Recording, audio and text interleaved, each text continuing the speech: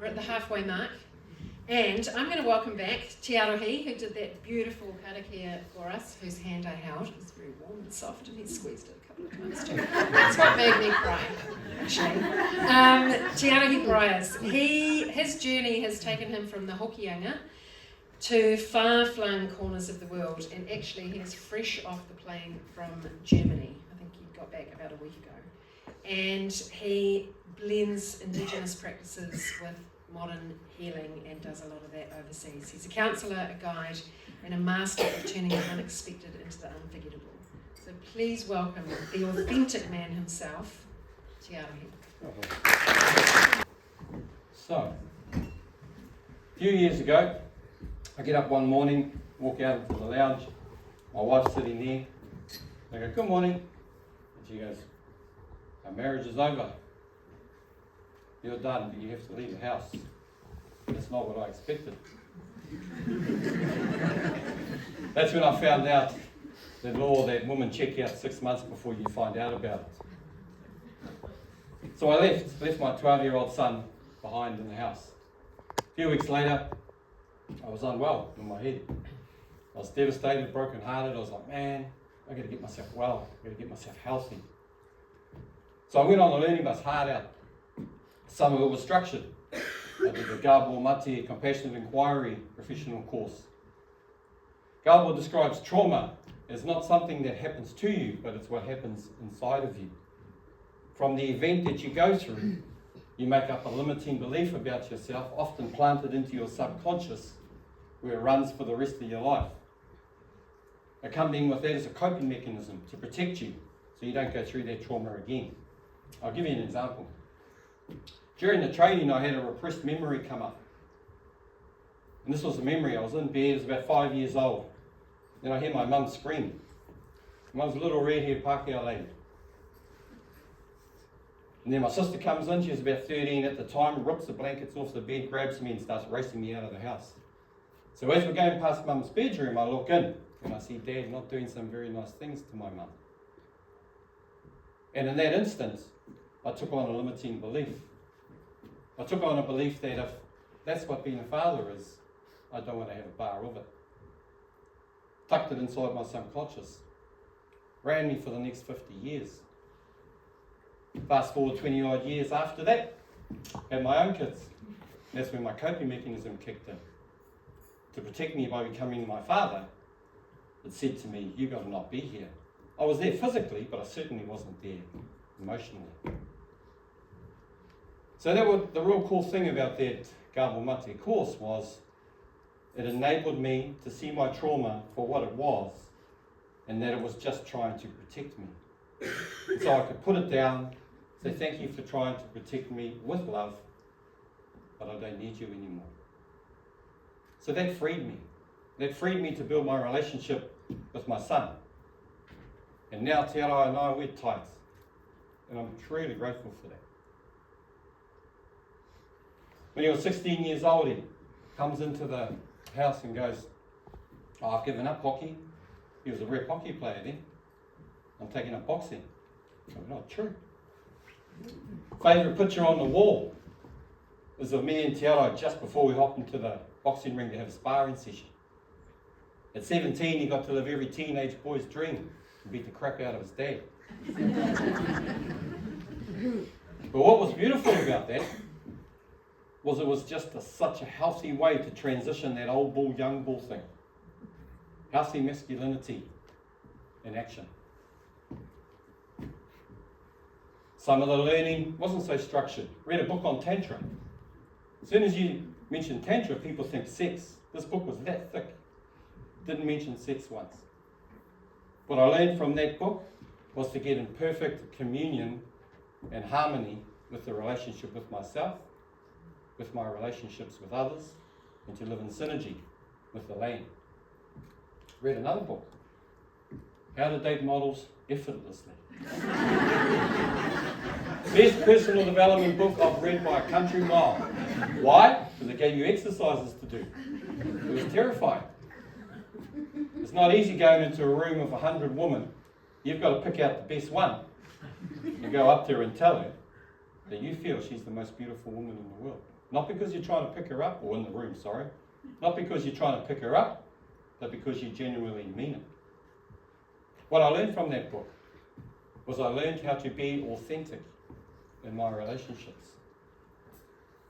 So I was on the learning bus hard out, open to new experiences. One day I'm looking on my phone and an event comes up on Facebook. Come to our kirtan at the Mind Your Karma event. I was going, well, I don't know what a kirtan is, but the hippies are good people, I'll go. So I go into this Mind Your Karma event. It was up at the beginning of Papamore Beach Road, and I walked up the pathway. I said, man, this is cool. We had all these lamps outside, this beautiful music playing. I was going, this is just like being in Bali. Not that I've been to Bali. Went up to the door. I was running a little bit late, opened the door. And it was one of those moments when you open the door and wish you hadn't. Looked in, there's 30 people sitting around the room singing Arahi fishing songs. Quickly scanned the room, seeing these two women were facilitating it. One of them was playing this out of it like harmonica time thing. I'd never seen it before. Did the body scan, as you do, and went, damn, she's hot. Then in the next moment, it was like, whoa. I was like, man, look at that beautiful light coming off that woman. I can still picture it like it was yesterday.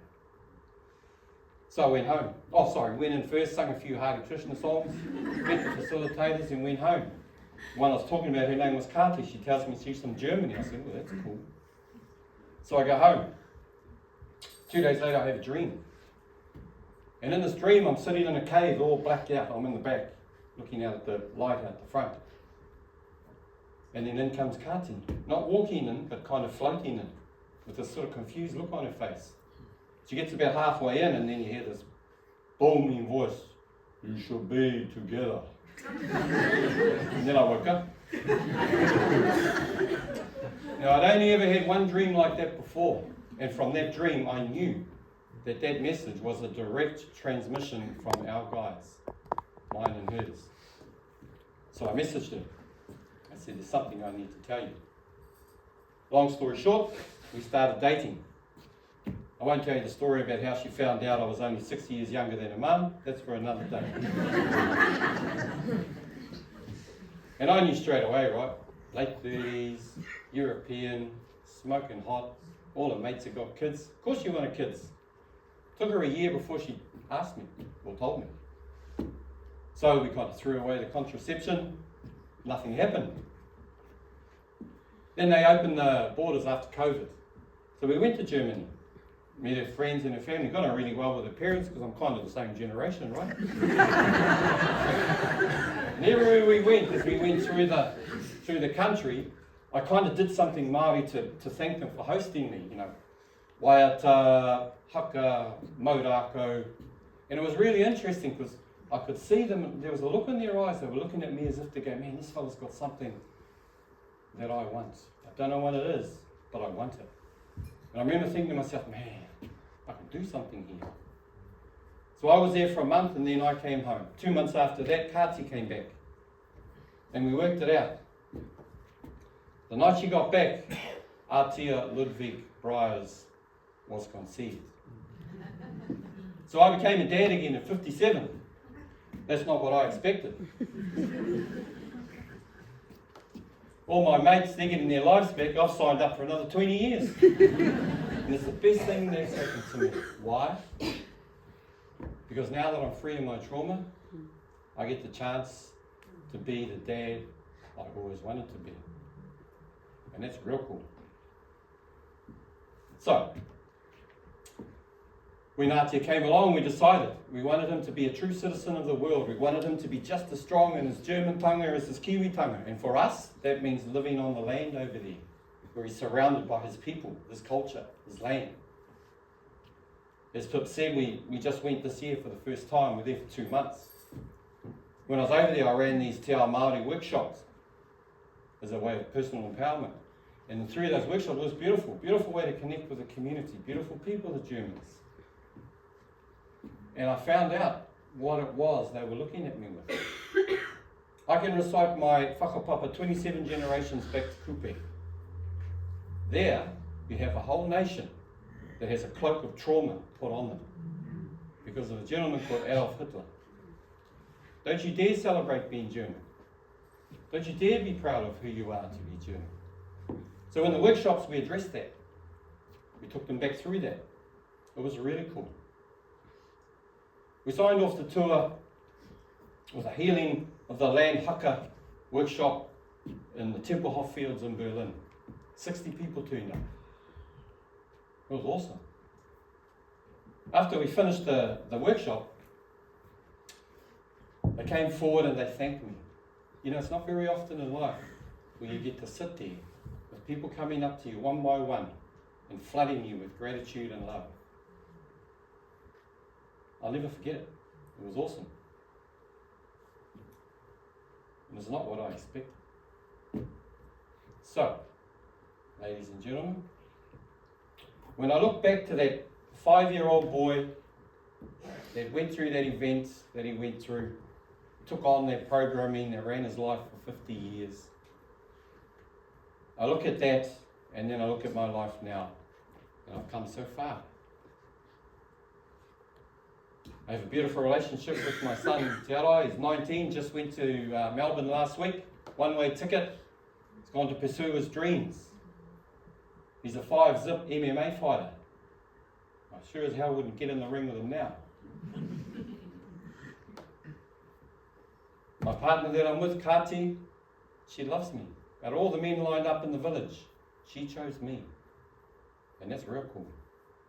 And I love her. And then Atia, the centre of our universe, when he looks up at me with those 2-year-old big brown eyes, man, my heart just melts. It's so cool. I have such a rich, beautiful life. I'm respected for what I do out in the community in my mahi. I have good relationships with my friends and my family. And man, that's really cool. Because like I said, it's certainly not what I expected. So, thank you all for listening, Father.